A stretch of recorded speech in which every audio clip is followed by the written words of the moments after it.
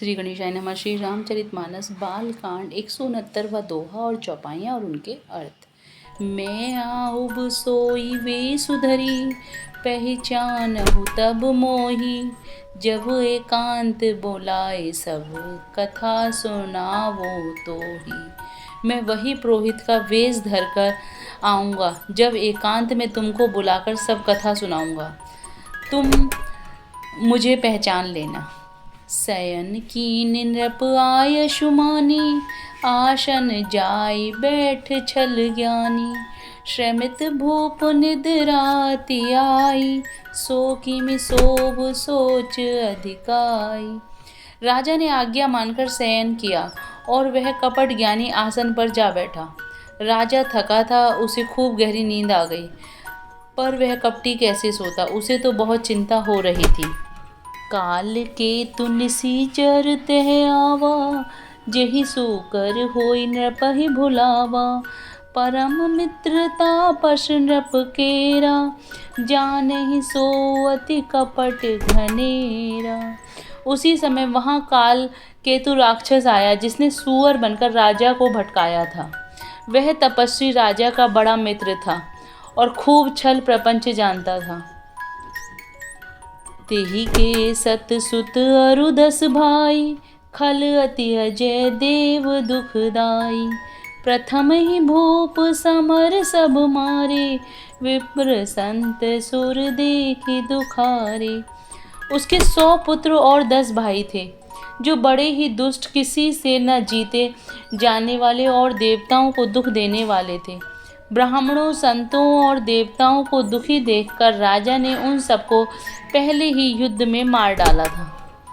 तेहि खल पाछिल बयरु सवारा, तापस नृप मिली मंत्र विचारा। जेहि रिपु छे सोई रचनेहि उपाय, भावी वस न जान कछुराय। उस दुष्ट ने पिछला बैर याद करके तपस्वी राजा से मिलकर सलाह विचारी षड्यंत्र किया और जिस प्रकार शत्रु का नाश हो वही उपाय रचा। भावी वश राजा प्रताप भानु कुछ भी ना समझ सका। 170वां दोहा। रिपु तेजसी अकेल अपि, लघु करि गनहि न ताहु। अजहु देते दुख रवि शशि, सिर अवशेषित राहु। तेजस्वी शत्रु अकेला भी हो तो भी उसे छोटा नहीं समझना चाहिए। जिसका सिर मात्र बचा था, वह राहु आज तक सूर्य चंद्रमा को दुख देता है। तापस नृप निज सखई बिनिहारी, हर से मिलऊं उठी भयऊं सुखारी।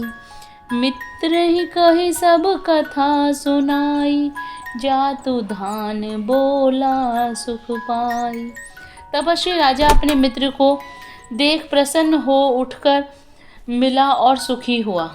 उसने मित्र को सब कथा कह सुनाई। तब राक्षस आनंदित होकर बोला, अब साधऊ रिपु सुनहु नरेसा, जो तुम कीन मोर उपदेसा। परिहरि सोच रहूं तुम सोई, बिनु औषधि बियादि विधि कोई। हे राजन सुनो, जब तुमने मेरे कहने के अनुसार इतना काम कर लिया तो अब मैंने शत्रु को काबू में कर ही लिया। तुम अब चिंता त्याग सो रहो। विधाता ने बिना ही दवा के रोग दूर कर दिया।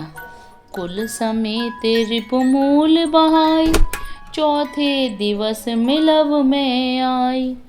तापस नृपहि बहुत परितोषी, चला महाकपटी अति रोषी। कुल सहित शत्रु को जड़ मूल से उखाड़ बहाकर आज से चौथे दिन मैं तुमसे आ मिलूंगा। इस प्रकार तपस्वी राजा को खूब दिलासा देकर वह महामायावी और अत्यंत क्रोधी राक्षस चला। भानु प्रताप ही बाज समेता, पहुँचा ऐसी छन माज निकेता। नृपहि नारी पहि शयन कराई, है गृह बांधे सी बाजी बनाई। उसने प्रताप भानु राजा को घोड़े सहित क्षण भर में घर पहुंचा दिया। राजा को रानी के पास सुलाकर घोड़े को अच्छी तरह से घुड़साल में बांध दिया। 171वां दोहा। राजा के उपरोहित ही हरि ले गयों बहोरी, ले राखे सी गिरी खो महु माया करी मति भोरी। फिर वह राजा के पुरोहित को उठा ले गया और माया से उसकी बुद्धि को भ्रम में डालकर उसे उसने पहाड़ की खो में ला रखा। आप विरचि उपरोहित रूपा, परहु जाई तेहि सेज अनूपा। जागहु नृप अन भय निभा बिहाना, देखि भवन अति अचरज माना।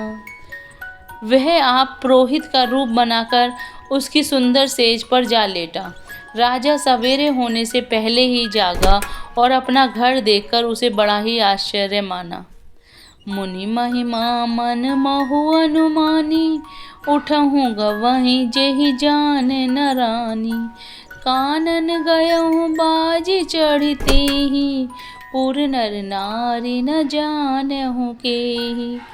मन में मुनि की महिमा का अनुमान करके वह धीरे से उठा जिसमें रानी न जान पावे। फिर उसी घोड़े पर चढ़कर वन को चला गया। नगर के किसी भी स्त्री पुरुष ने नहीं जाना। गए जाम जुग भूपति आवा, घर घर उत्सव बाज बधावा। उपरोहित ही देखी जब राजा, चकित विलोक सोमरी सोई खाजा। दोपहर बीत जाने पर राजा आया। घर घर उत्सव होने लगे और बधावे बजने लगे। जब राजा ने पुरोहित को देखा तब वह उसी कार्य का स्मरण कर उसे आश्चर्य से देखने लगा। जुग सम नृपहि गए दिन तीनी, कपटी मुनि पद रह मति लीनी। समय जानी उपरोहित आवा, नृपहि मते सब कहि समझावा। राजा को 3 दिन युग के समान बीते। उसकी बुद्धि कपटी मुनि के चरणों में लगी रही। निश्चित समय जानकर पुरोहित बना हुआ राक्षस आया और राजा के साथ की हुई गुप्त सलाह के अनुसार उसने अपने सब विचार उसे समझाकर कह दिए। जय Shri Ram. Please like and subscribe the channel.